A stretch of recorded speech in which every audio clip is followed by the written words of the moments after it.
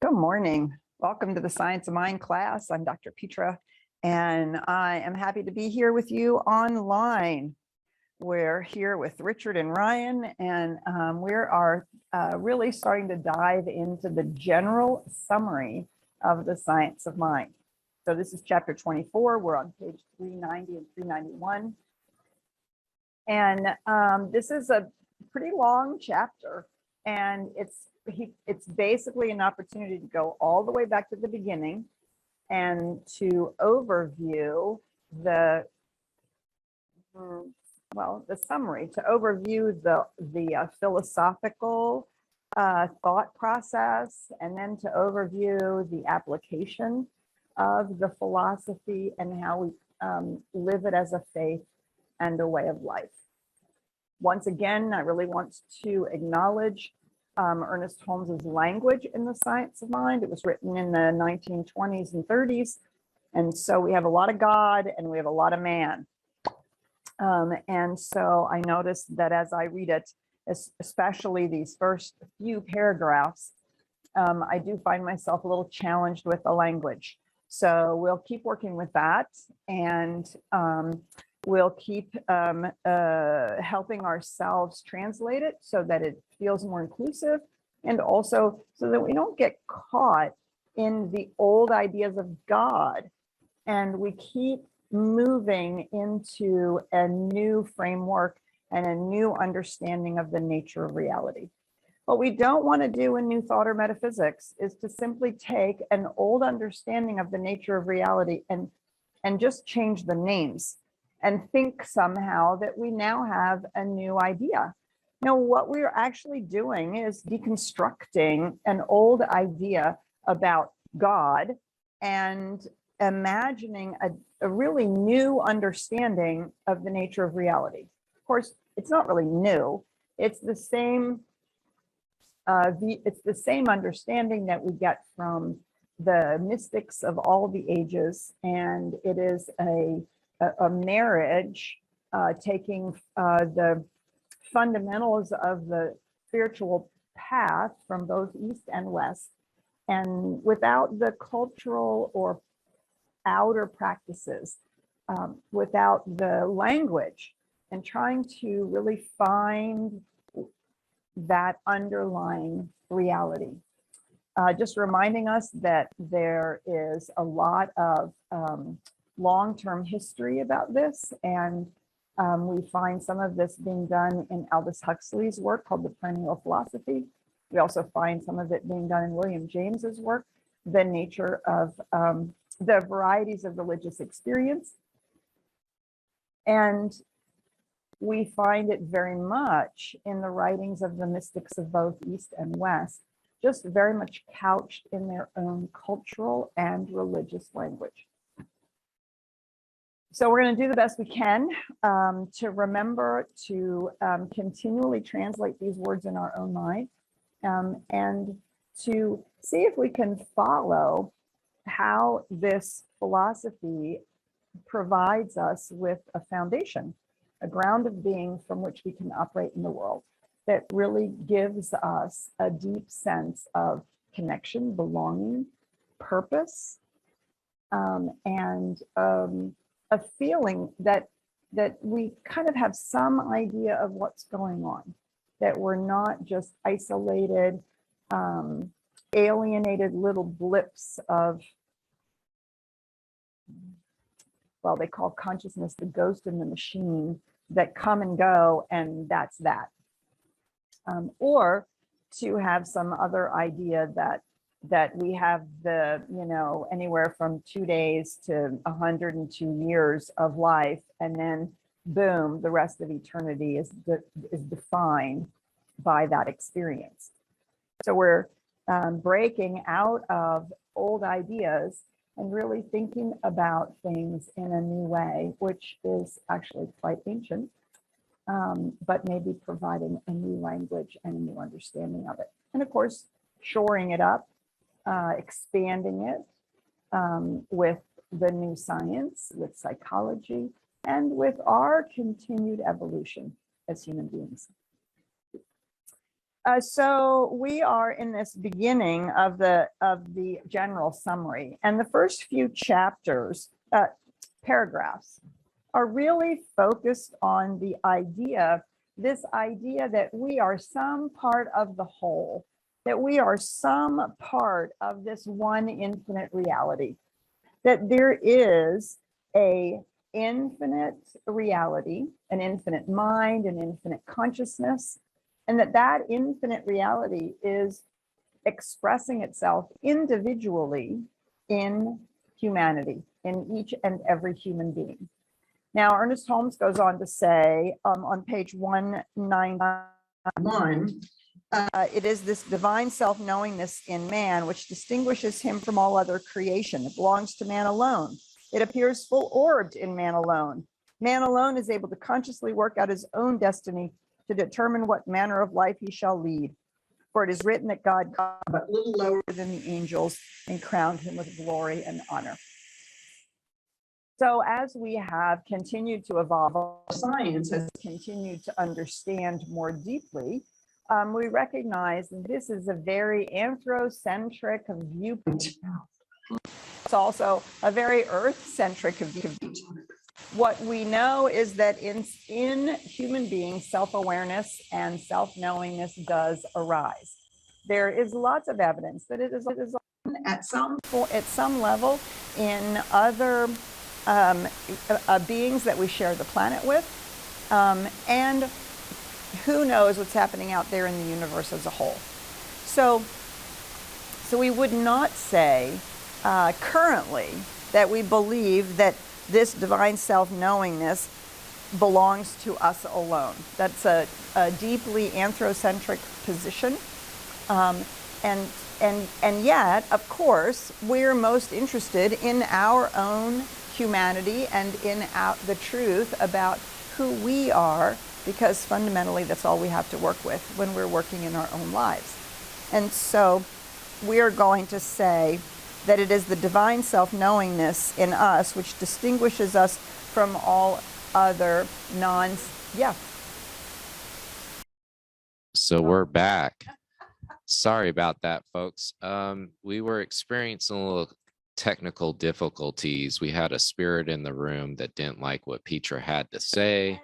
She started cursing at it. So I had to stop everything. I said I had to have a moment with Petra. So I apologize for that. But me and Petra have come to terms in our relationship.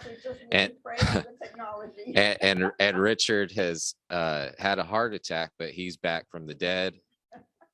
He's doing just fine, folks. So we're glad that you're back with us. So please continue. I think back it up a little bit if you can. All right. Thank you. All right. Yeah, so it's so much fun, right? Technology. We've been doing this now for almost 2 years, and we still occasionally have glitches in the system. So thanks for your patience.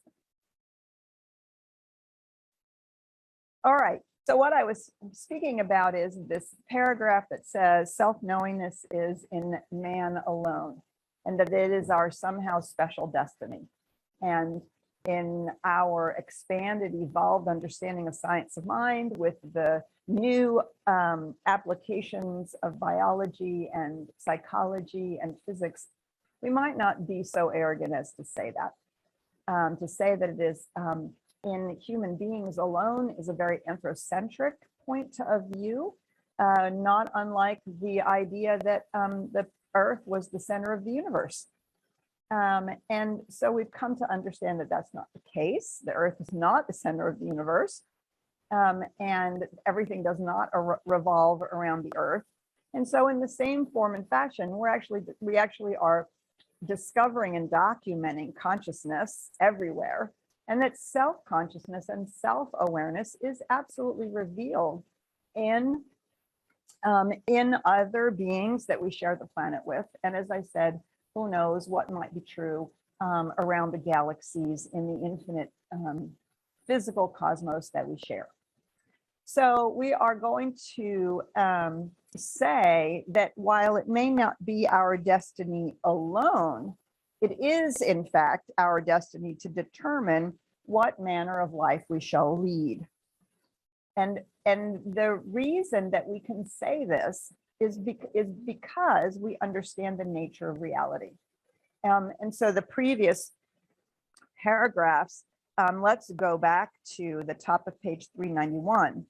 God is spirit. We might say God or spirit is one that is without parts, a universal unity and wholeness. We might also say God is consciousness. Remember last week we talked about we might use the word consciousness instead of the word mind. This self-knowing consciousness of God is the spirit of God, and at the same time, the spirit of a human being.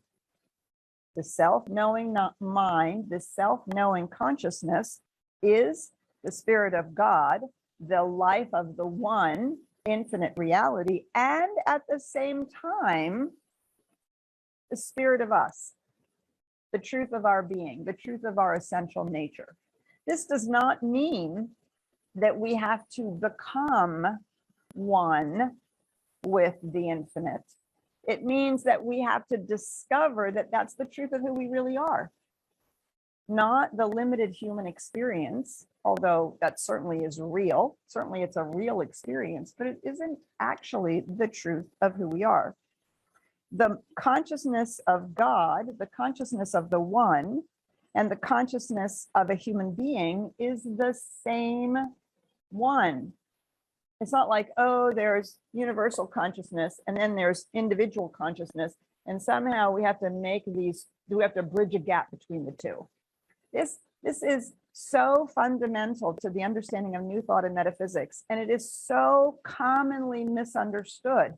So often we think our spiritual work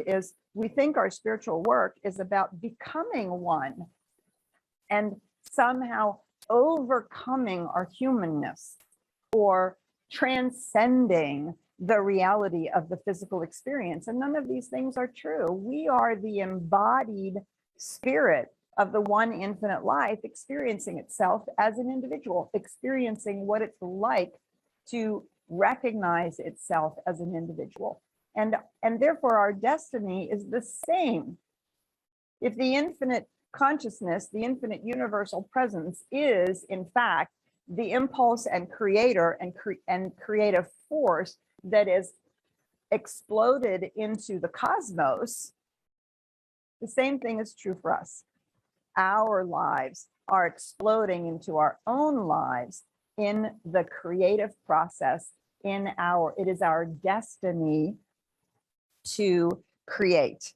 It is our destiny to work out our own lives, to determine what manner of life we shall live.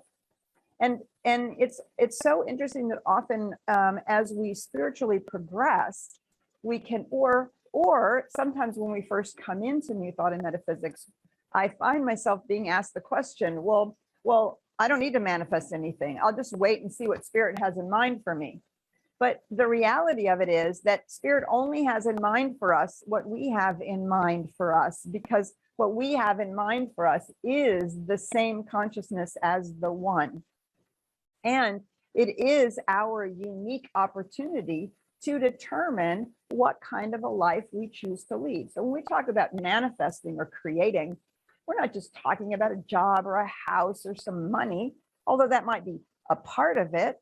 But more importantly, we're talking about the kind of life that we want to experience, that allows us to express who we came here to be in the world, that allows us to give our gifts and talents and to truly further life, because that's what the impulse of life is about. The impulse of life is always for life. It's always seeking to create life, to grow life, to expand, to evolve. It's a forever push into an ongoing evolution of greater and greater and greater expression. And so if that's true for the macrocosm as a whole, that is, of course, true for us as well. A really powerful metaphor that we can use to help get a hold of this, and many people use it from the scientific community, they talk about the holographic universe. The holographic universe, that is the idea that in a hologram, you can take an image, and I actually had to look up like how you actually do that. You take an image and you create this three-dimensional image. And if that image is broken apart, every piece of the material in which that image is made, every piece of it contains the whole image, but slightly blurred and from a slightly particular point of view. Now, I can explain to you the physics behind all of that because I looked it up so that I could kind of understand it. But it's a rabbit hole we don't need to go down. But the recognition that the whole is the perfect image of whatever the hologram is about, and when it's broken apart, the shard has the entire image there, but as I said, slightly blurred, and most importantly, from a particular point and perspective of view. That's the individualizing aspect of being the one as an individual. Do you see? And it's not the whole. It's not actually the whole in its perfection. It is that whole expressed from an individualized point of view. We can't even say it's a piece of it. We can't say it's a part of it. We can't, because it's not like a section of it has been broken off. No, the whole is actually in that shard. It's just not the perfect whole, all of the whole, and that whole from every perspective. It's from the individualized perspective. And so that's why in so many of the new science books that are exploring this from a point of view of consciousness, the metaphor of the hologram gives us a way to relate to this idea. Part of the reason this idea is so challenging is because we tend to think in terms of either or. It's either a part or it's a whole. It's either all of it or it's not all of it. Do you see? And we tend to be designed to have this either or thinking. It's how we categorize things. It's how we recognize what something is or isn't. And yet, when we move into the realm of spirituality and we move into the realm of a larger understanding of life, we have to become spiritually mature enough to be able to hold the paradox. Do we always completely understand it with our minds? Maybe, maybe not. Maybe we can find metaphors that help us grasp it. But the truth is, this is something we can experience. This is where our true knowing comes from about this. This is what William James called, in the varieties of religious experience, first-hand religion. It is the actual experience of oneness and this oscillation that we can do, like the infinity symbol, moving from the awareness of the universal to the individual to the universal back and forth. We have that experience when we're in nature, or we can have that experience in meditation or in a mindfulness moment. There's lots of ways in which we can experience the truth of this without our minds fully being able to grasp it. And what we don't want to do is to deny the reality of our experience as a real way of knowing. It is actually a real way of knowing. Of course, we do actually have to experience it. We don't just want to talk about it.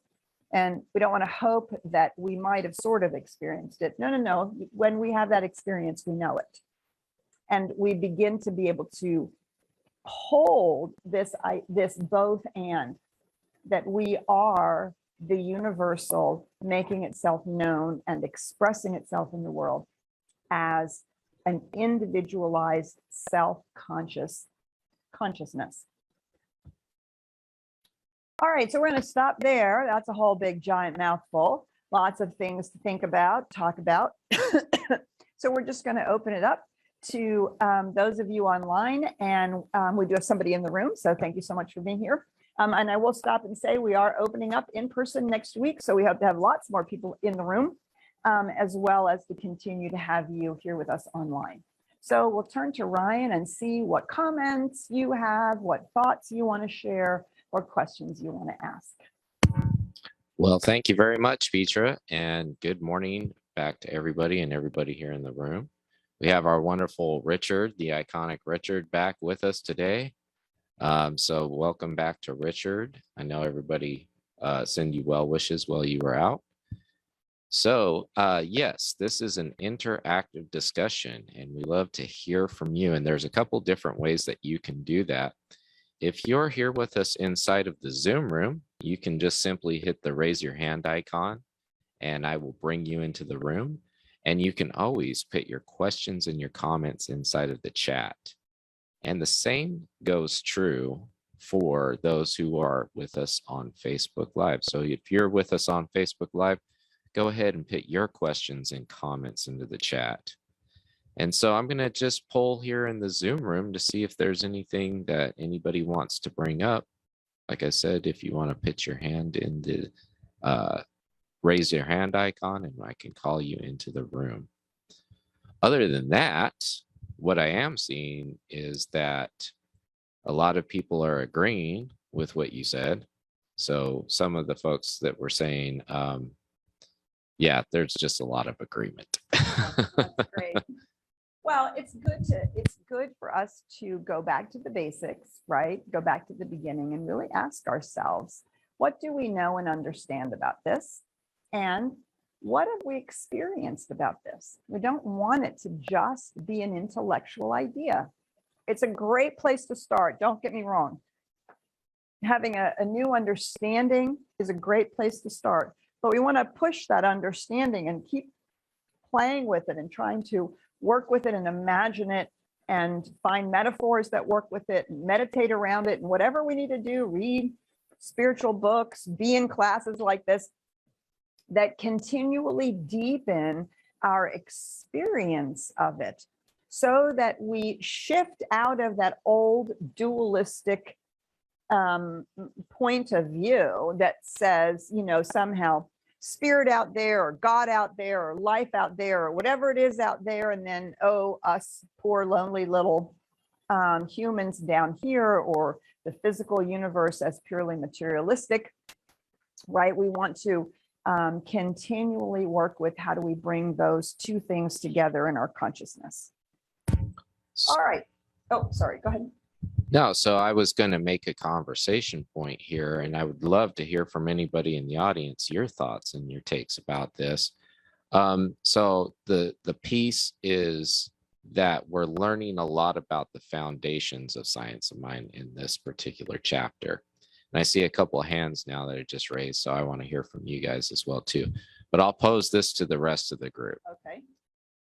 When you read the general summary, or when you have any experience of the science of mind, what is the one thing that struck you that just made you go, wow, let me ponder that for just 1 minute? So I want to see what your thoughts are about that in the chat, and we'll bring that here into the room in just 1 minute.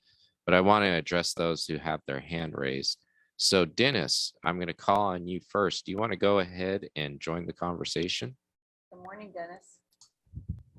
Good morning. Good morning. So, hey, I need to apologize. I missed like the first 10 minutes of class. Okay. It appears we're talking about like the one mind. Uh-huh. Okay. I just wanted to share this for anybody that, I mean, and I had been practicing science of mind for several years, but this still just struck me. Bert, it was in a class that Bert taught.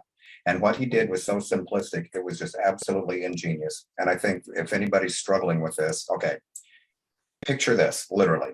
On a whiteboard, you draw a big circle. That's the one mind. All around that big circle, you draw these teeny tiny little circles, all hodgepodged all around it. That's us. Mm-hmm. Anytime you send a thought or receive a thought, okay, if you send a thought, it goes into the big one mind because there's only one mind. If you receive a thought, it comes from the one mind into my little mind, which is part of the big mind.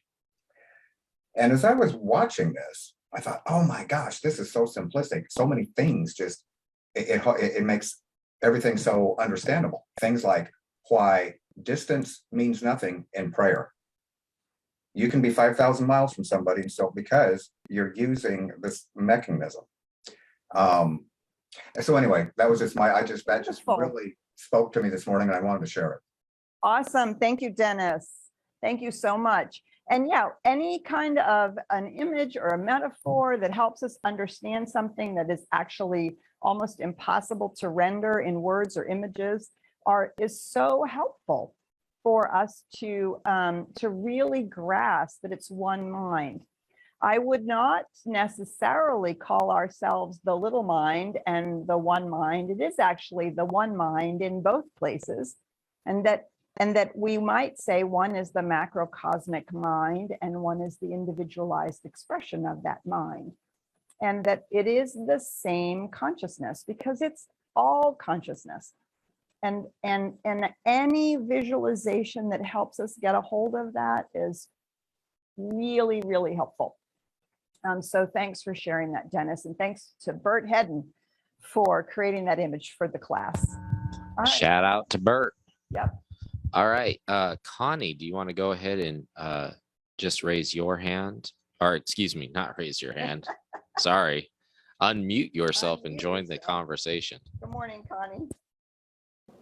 Good morning, Dr. Petra. This is fascinating. I want to go to my experience of this.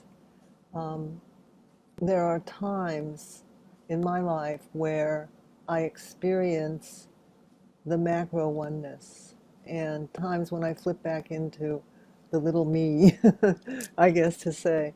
And I know what those times are. When I'm at the potter's wheel working on a pot, just throwing a pot. We call it throwing. We don't technically throw it, but we, it's spinning and we make the pot. I was there yesterday in my pottery class. It's open up at Brookhaven College, Dallas College, Brookhaven campus. And it's just automatic. I just go into so much the present moment. The past is gone, the future is gone. I'm right there and very, very, very happy. I could call it blissful, in that state. And then another place where I do it is when I meditate. I've told you all before, I do Transcendental Meditation, and we receive a mantra and how to use it in the instruction.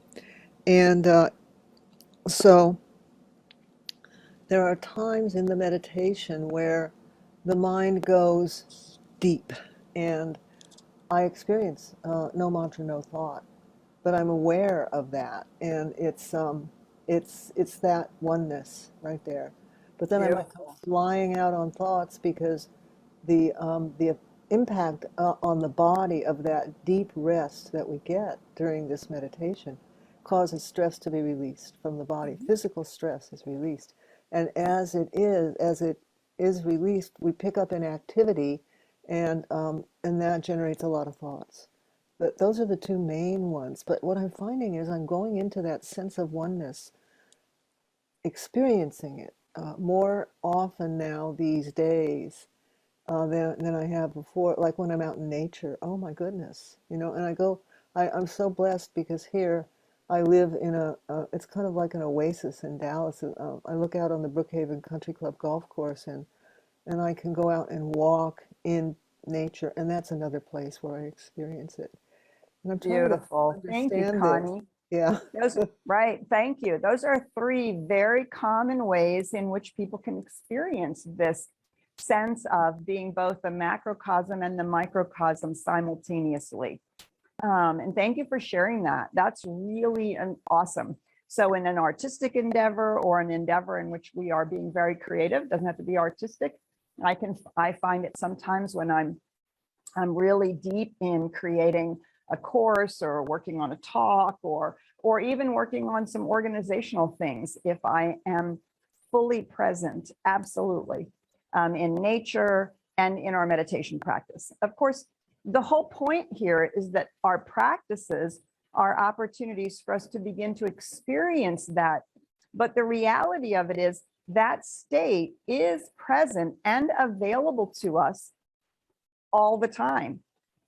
And what we want to do is to bring that awareness into our waking moment, our ordinary life waking moment, when we're arguing with our partner, when we're stuck in traffic, when we're trying to deal with our finances, when we are creating a business, when we are doing life, any kind of life, what we want to do is recognize that that same state is in fact present and available to us.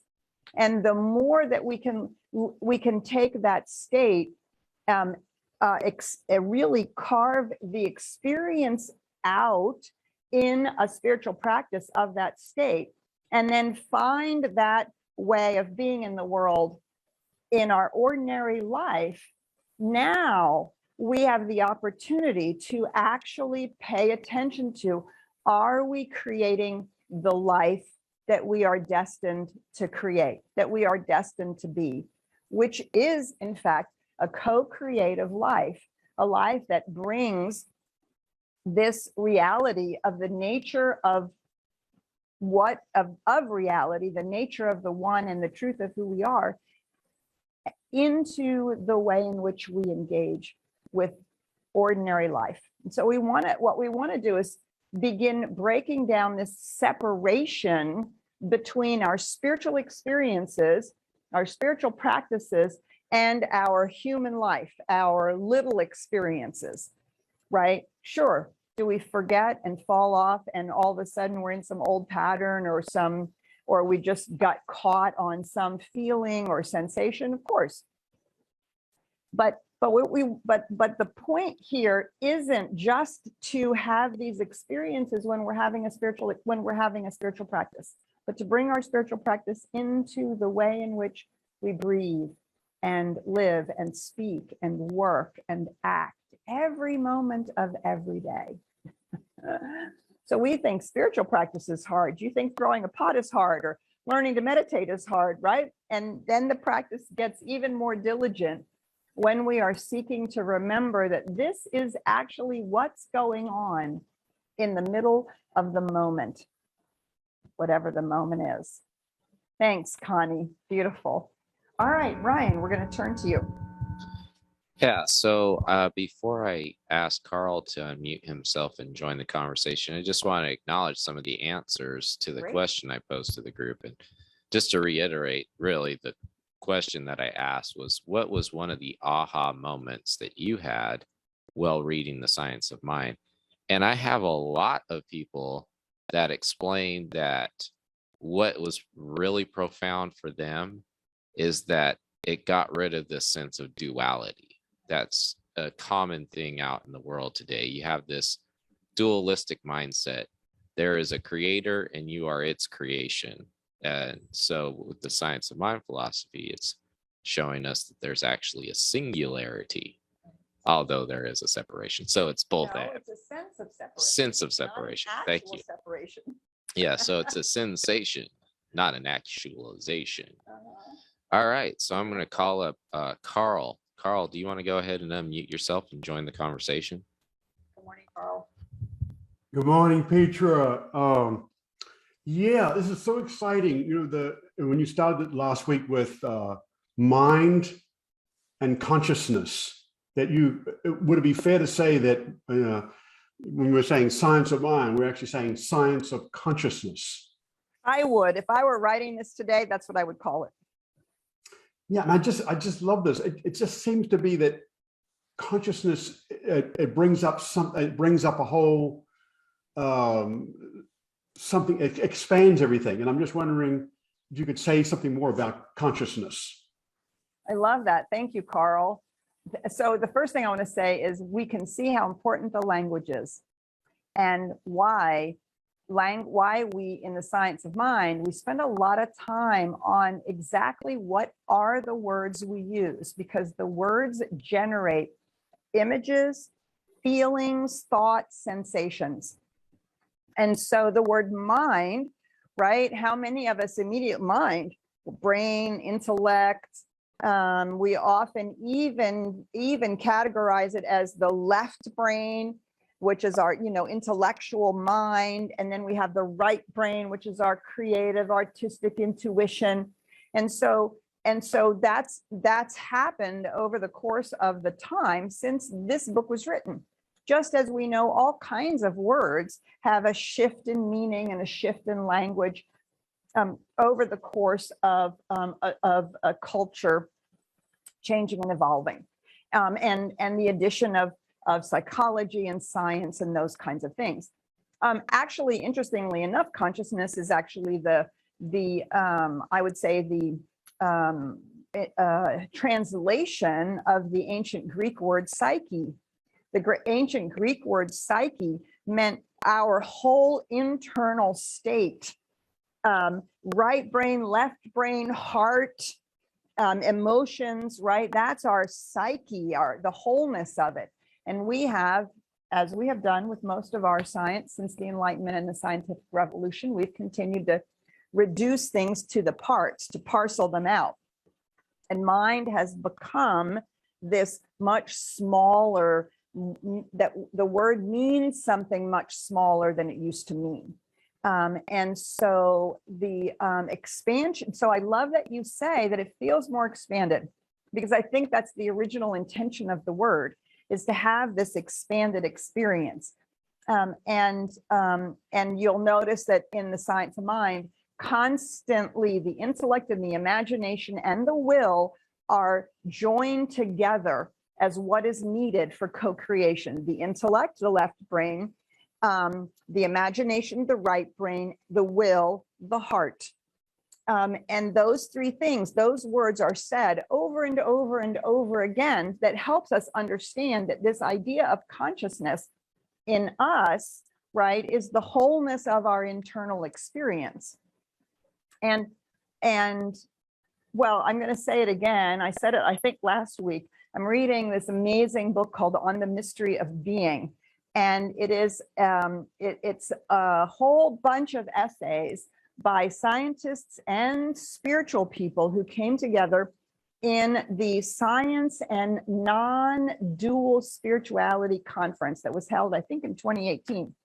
And Ryan, I'm so grateful that you said that so many people, what they got from reading the Science of Mind at first was this overcoming of duality, this recognition that it is a wholeness, and not just, sometimes oneness, I think, is even too small of a word, because we think of oneness as sameness, whereas a wholeness includes everything, right? If I am wholly myself, I am my physical body, my emotional self, my mental self, and my spiritual self. That is the wholeness of me.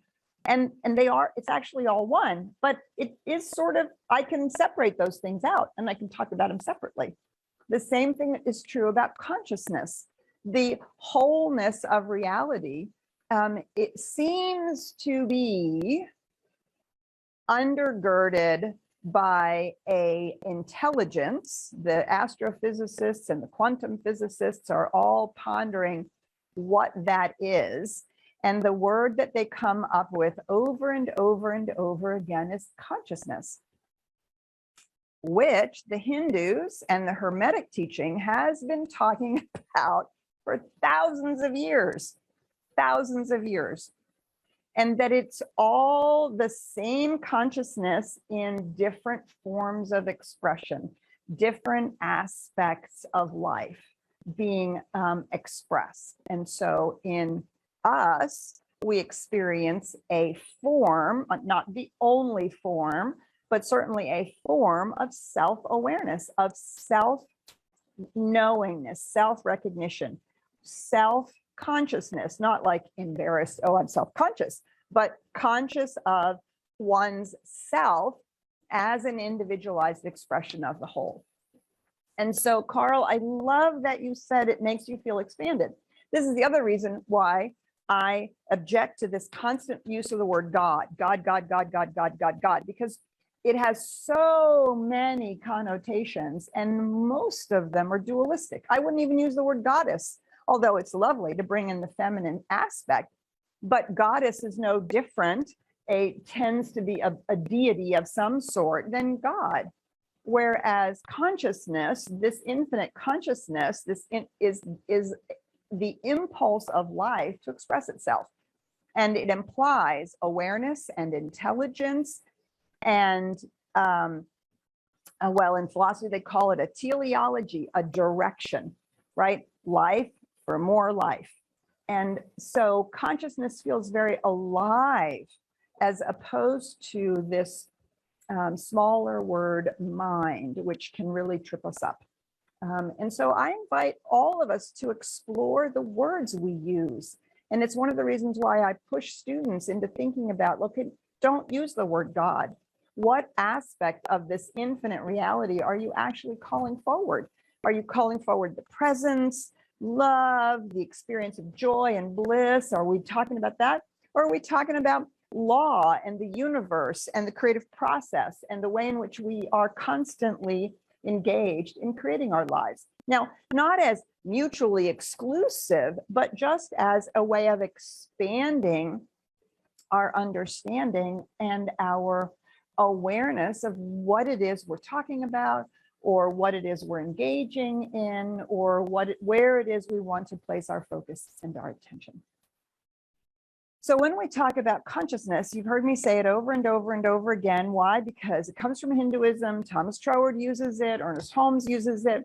It is this notion that consciousness has been evolving the physical cosmos to a place where an organ has grown, at least one that we know of, where an organ has grown, where consciousness can begin to see itself, self-consciousness.